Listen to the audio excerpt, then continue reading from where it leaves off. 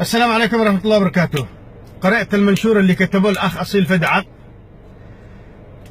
قال رحنا إلى منفذ الوديعة وإلى طريق العبر على أساس نتأكد بأنفسنا عن الأشياء التي نسمع عنها. فعلا أنا صار لي شهر وأنا أفكر عن طريق العبر، عن الوديعة، عن الناس اللي تموت. فجأة هكذا طلع طريق العبر، صاروا الناس يموتوا بالكوم، السيارات يعني مقشعة في الشوارع.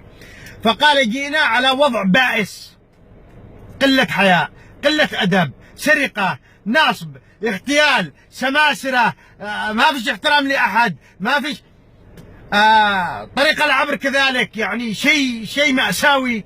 في نهاية المقال قال أنا متأكد بأن هذا الفساد الذي في منفذ الوديعة بعلم مسؤولين الشرعية.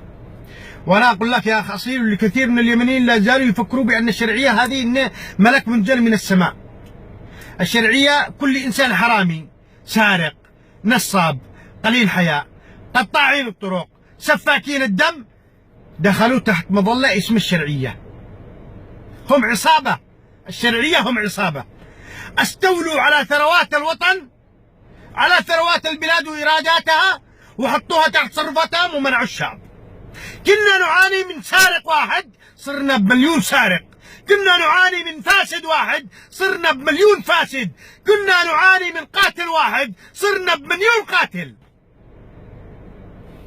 قال المقدشي مسكنا 4 حرامية. أنا متأكد إنه في اليمن، أنا أعتقد إنه بالذات من المسؤولين في 4 اليوم محترمين مش حرامية، والباقي كلهم حرامية.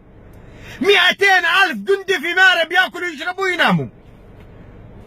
استخدموهم في تأمين طريق العبر، استخدموهم في تأمين الناس في المنفذ، من هاشم الأحمر وأصحابه السرقة النصابين اللي أكلوا أموال الشعب واللي اختلسوا المواطن اليمني. طريق العبر تشكو إلى الله من الحفر والمطبات ومن الناس اللي يموتوا. قتلوا صاحب الجنة في مارب ورقموه بالرصيف، رقموه بالصحراء ومشوا. 200,000 جندي في مارب مش قادرين يأمنوا مسافر سائق ديالنا. إيرادات منفذ الوديعة وين تروح؟ إيرادات النفط والغاز وين تروح؟ إيرادات الضرائب وين تروح؟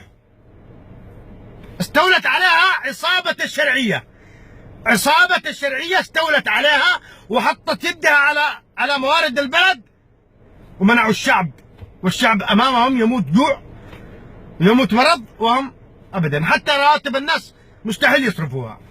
أمس اللي زاد قهرني في أحد الإخوة في من تعز كتب، قال الأخ مدير ضرائب تعز علي راوح العبسي يتعرض إلى تهديد من وكيل المحافظ، تهديد بالتسمية الجسدية. ليش؟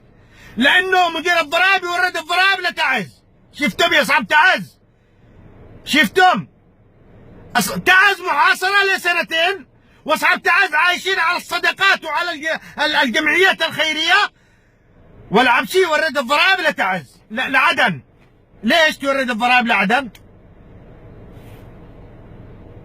جيب لي محافظة تورد لعدن، الحديدية تورد لعدن، ما أعرف فتحوا لهم حساب في البنك ويوردوا للبنك، ما مش راضيين يوردوا لعدن. منفذ الوديعة وين تورد؟ وين ضرائبه؟ وين العايدات حق منفذ الوديعة؟ إلا احنا أصحاب تعز، أصحاب الدولة ميتين جوع وضرائبنا نوردها لعدن، وبالاخير نعمل مسيرات راجله سايرين ندور حقنا، رايحين عدن ندور حقنا اصحاب البطون الخاويه، وبالاخير لما نتكلم يزعلوا. هاشم الاحمر يجب ان يطيروا راسه، مش يطير من المنفذ. المفسدين والسرق والنصابين كلهم عصابه سرق، استولوا على مقدرات الوطن،